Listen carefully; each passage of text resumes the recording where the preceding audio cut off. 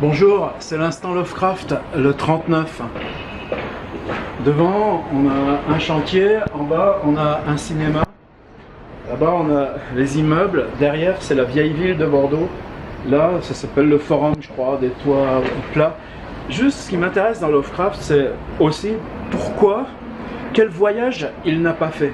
Par exemple, la première fois qu'il va à Cleveland, c'est Sonia qui l'envoie. Il retrouve pour la première fois des gens comme George Kick, Samuel Loveman, avec qui il correspond. Cleveland, c'est dans l'Ohio, c'est 10 heures de train pile de New York.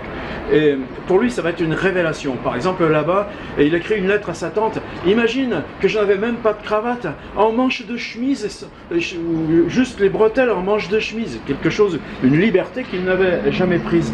Et en même temps, ce qu'il dit, c'est l'Amérique que je ne supporte pas, c'est l'Amérique au toit plat.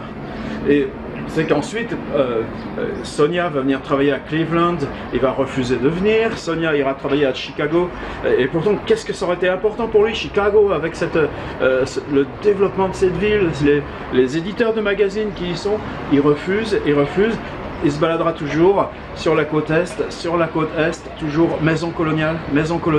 Son idéal, ça va être la vieille ville de Québec. Et non, pas d'Amérique au toit plat. Lovecraft n'aime pas les toits plats. Et pourtant, pensez à son contemporain qui est Edward Hopper.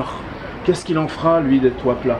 En quoi nous, notre imaginaire, se sert aussi des toits plats. Regardez comment on peut danser sur la ville, danser sur la ville, danser sur la ville, danser sur la ville.